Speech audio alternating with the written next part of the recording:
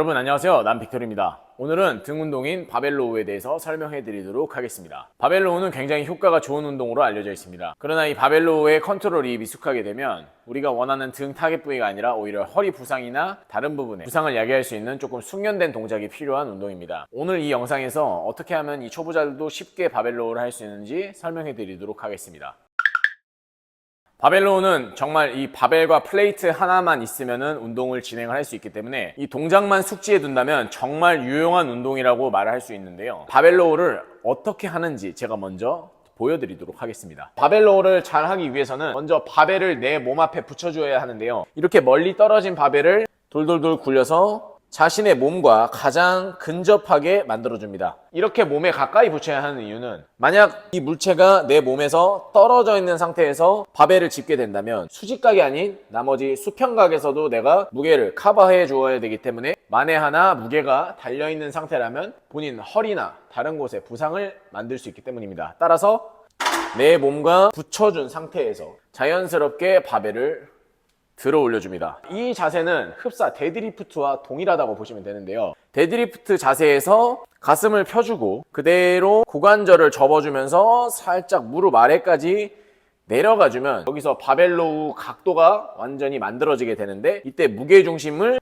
약간 앞꿈치 쪽으로 살짝 이동시켜 주어서 고관절 쪽으로 로우를 진행을 해주시면 우리가 원하는 바벨로우라는 운동을 진행을 할 수가 있습니다. 영상에서 보시는 것처럼 바벨과 제 몸에서 수직적인 각도 내에서 운동이 일어났는데요. 이렇게 수직각에서 운동이 일어나야 정확하게 등에 타겟이 들어갈 수 있으며 부상 없이 운동을 진행할 수가 있습니다. 자, 그렇다면 초보자분들은 어떻게 하면 바벨로우를 편안하고 잘 할 수 있는지 바벨로우에 대한 꿀팁도 지금부터 설명해 드리도록 하겠습니다. 첫 번째는 바로 지면 발력을 이용하는 것입니다. 바벨로우는 등 운동이죠. 등 운동인 만큼 우리 몸의 후면에 있는 근육들이 많은 담당을 하게 되는데요. 단순하게 등 운동이라 해서 등 하나만 운동을 하는 게 아니라 프리웨이트인 만큼 전신의 협응을 잘 이용을 해주시면 좋습니다. 아무래도 등 근육은 후면에 있는 후면 근육이기 때문에 후면에 있는 근육을 조화롭게 사용을 해주면 좋은데요. 우리가 이렇게 바벨로우 동작 내에서 수행을 잘 하기 위해서 도움을 줄 수 있는 녀석들은 바로 햄스트링과 둔근이 되겠습니다. 햄스트링과 둔근은 허리를 보호해주고 무릎의 안정성을 확보해주는 아주 중요한 역할도 하는데요. 이 바벨로우에서 둔근과 햄스트링의 개입 그리고 고관절의 협응을 잘 이용을 하신다면 본인이 조금 감당하기 힘든 무게여도 정확하게 바벨로우를 부상 없이 진행을 할 수가 있습니다. 무게가 가벼운 바벨로우여도 이 햄스트링과 둔근의 수축을 잘 이용을 해주셔야 하는데요. 이렇게 빈봉 상태인 20kg의 가벼운 무게인 봉도 바벨을 짊어준 상태에서 그대로 발바닥에 지면 압력을 눌러주어서 둔근과 햄스트링의 압력을 유지를 시켜준 상태에서 그대로 운동을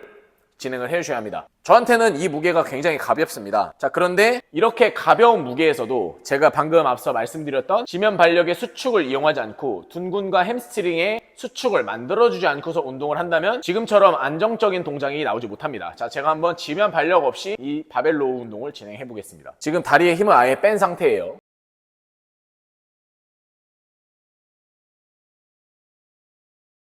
5개 정도 진행을 했는데 벌써부터 무게중심이 앞뒤로 흔들리기 시작합니다. 왜냐하면 아래로 눌러주는 압력 자체가 없기 때문에 햄스트링과 둔근이 힘을 버티질 못합니다. 자, 지금은 빈 봉이기 때문에 제가 어떠한 부상이나 동작의 흐트러짐이 그렇게 크지 않은데요. 여기에 만약에 이렇게 원판이 들어가 있는 상태에서 이 지면 발력을 유지하지 않고 운동을 진행을 한다면 부상에 조금 더 가까운 테크닉이 나올 수밖에 없다는 겁니다. 두 번째는 호흡입니다. 자, 제가 항상 영상에서 동일하게 강조하는 부분이 바로 이 호흡인데요. 호흡은 무조건 복식 호흡을 해주시는 것이 원칙입니다. 복식 호흡을 하지 않은 상태에서 이 바벨로우를 진행을 하면 복부 자체의 코어가 확장이 되지 않아서 여러분들이 아무리 지면 발력을 이용을 하고 전신을 협응을 하려 해도 전체적인 중심축의 코어가 잡아주지 못하기 때문에 호흡은 무조건적으로 복식 호흡으로 코어존을 확장을 시킨 상태에서 진행을 해주셔야 합니다.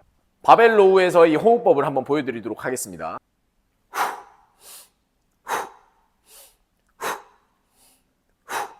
네, 잘 보셨나요? 당기기 직전에 들이마시고 당긴 상태에서 뱉어버리면서 호흡을 순환시키시면 되는 아주 단순한 방식입니다. 지면의 발력과 이 호흡의 조화를 잘 이용을 하시면 여러분들이 원하는 바벨로우를 쉽게 잘 따라 하실 수 있습니다. 자, 그리고 저처럼 바벨로우를 자주 하거나 유연성과 가동성이 좋으신 분들은 신장성 수축에서도 많이 내려가 주셔도 상관이 없는데, 초보자분들은 이 바벨이 내 몸에서 멀어질 때 장력 자체가 멀어지면서 허리에 대한 부담이 있을 수 있습니다. 그리고 햄스트링과 둔근의 가동성이 짧으신 분들, 이런 분들은 많이 내려가는 동작보다는 조금 더 당기는 곳에 포커스를 두면서 운동을 하시는 것도 바벨 로우를 부상 없이 하는 방법입니다. 저한테 이런 질문들도 굉장히 많이 해주세요. 선생님, 바벨 로우 하는데 반동을 쓰면서 해도 되나요? 라는 질문들을 간혹 하시는 분들이 계시는데요. 사실 정답은 없습니다. 이 바벨 로우는 고립성을 가진 이 고립형 바벨 로우가 있고, 두 번째는 치팅을 사용한 반동을 주어서 운동을 하는 바벨 로우가 있습니다. 아무래도 고립성 바벨 로우 같은 경우는 중량이 저중량이거나 내가 온전히 컨트롤을 할 수 있는 무게 내에서 많이 이루어지는데, 반동을 사용한 바벨 로우는 아무래도 중량 자체가 본인의 체중 그 이상을 다루기 위함의 목적이 있기 때문에 사실상 두 가지 운동법 다 맞는 방법이라고 이야기할 수 있습니다. 하지만 반동을 쓰게 되면 아무래도 내 몸의 신체 내에서 어떤 보상작용으로서 다른 부분까지 함께 사용하는 그런 테크닉이 나오기 때문에 아무래도 부상의 위험이 조금 더 있습니다. 하지만 제가 강조드렸던 지면 발력과 호흡, 이 두 가지를 조화롭게 잘 이용을 하신다면 아무래도 무게가 있는 바벨 로우여도 충분히 부상 없이 내가 원하는 타겟팅의 운동이 진행이 가능하다라는 것, 저는 강조드리고 싶습니다. 제 영상에 많은 분들이 바벨 로우에 대한 의견들을 많이 제시를 해주셨는데, 저 같은 경우에도 바벨 로우를 고립성으로 무게를 조금 낮추어서 하는 날이 있고요, 조금 내가 컨디션이 좋거나 무게를 많이 치고 싶은 날에는 반동을 주면서 무게감을 가져가는 날도 있거든요. 제가 한번 이 영상에서 바벨 로우를 무게를 컨트롤할 수 있는 고립성 운동으로 한번 해볼 거고, 그리고 무게를 조금 껴서 반동을 주면서 하는 바벨 로우 두 가지를 한번 보여드리도록 하겠습니다. 자, 먼저 고립성으로 바벨 로우는 40kg로 세팅을 했고요. 40kg로 바로 바벨 로우를 운동해 보도록 하겠습니다. 저한테는 조금 컨트롤하기 가볍기 때문에 그냥 정말 고립성으로 반동 없이 진행을 할 수가 있거든요. 몸에 가까이 붙여주시고, 이 상태에서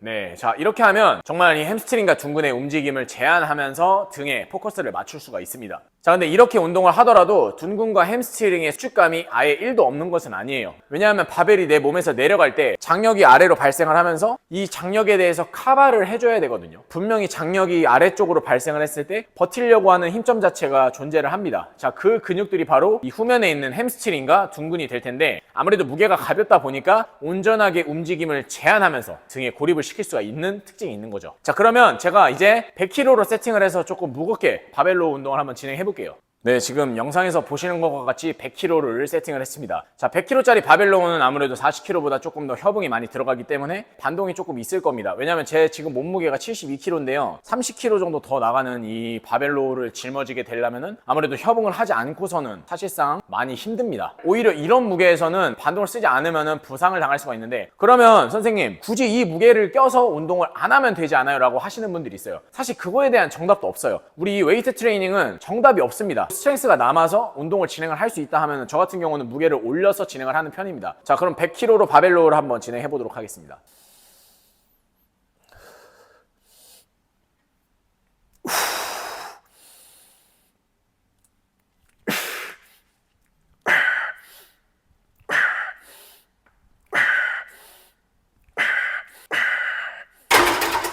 아무래도 아까 40kg에 비해서 무게가 60kg나 더 높은 중량이기 때문에 자연스럽게 뒤쪽에 있는 후면 근육을 사용을 해서 협응을 했습니다. 자, 그럼 여기서 우리가 논해볼 게 하나 있는데, 40kg짜리로 바벨 로우를 했을 때랑 100kg짜리로 이렇게 바벨 로우를 했을 때랑 어떤 사람이 더 바벨 로우를 잘한다 라고 정의를 내릴 수 있을까요? 이 부분에 대해서 의견을 나누고 싶으시다면 댓글로 남겨주세요. 제 개인적인 의견으로는 둘 다 맞다입니다. 왜냐하면 이 웨이트 트레이닝에는 딱히 어떠한 정답이 없습니다. 따라서 이 부분은 정말 개인적인 의견이기 때문에 내가 중량을 낮춰서 고립성 바벨 로우를 하는 것을 좋아한다 하시면은 전자의 테크닉으로 운동을 하시면 되고요. 나는 조금 중량을 가져가서라도 무리하게 반동을 쓰더라도 바벨 로우를 하는 것을 좋아한다 하시면은 후자의 운동법을 가져가시는 것을 저는 추천드립니다. 저 같은 경우는 한 주는 고립성, 한 주는 반동, 이런 식으로 운동을 좀 진행을 하거든요. 결과적으로 오늘 바벨 로우 영상에서 제가 강조드리고 싶은 부분은 바로 지면 발력과 호흡, 그리고 후면에 있는 근육들을 잘 조화롭게 사용을 하셔라 라는 것을 조금 강조드렸네요.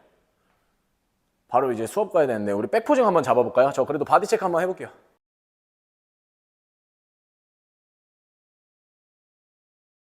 지금은 체지방 한 8% 정도 나오는데, 앞으로 남은 한 30일 정도 더 걷어내서 좋은 몸으로 시합에 참석할 수 있도록 하겠습니다. 자, 어떻게 오늘 저의 바벨로우 영상이 많은 도움이 되셨나요? 이제 운동의 정답은 없습니다. 그렇지만 올바른 운동법은 존재하기 때문에 만약에 본인 자세가 조금 흐트러지고 부상을 야기를 하는 자세다라면은 영상을 보시면서 꼭 참고해서 도움이 되길 바라겠습니다. 자, 그리고 오늘 영상도 도움이 되셨다면 구독과 좋아요 꼭 눌러주시고 앞으로도 남비토리 채널 많이 사랑해 주셨으면 좋겠습니다. 감사합니다, 여러분. 다음 시간에 다른 영상으로 찾아뵙도록 하겠습니다.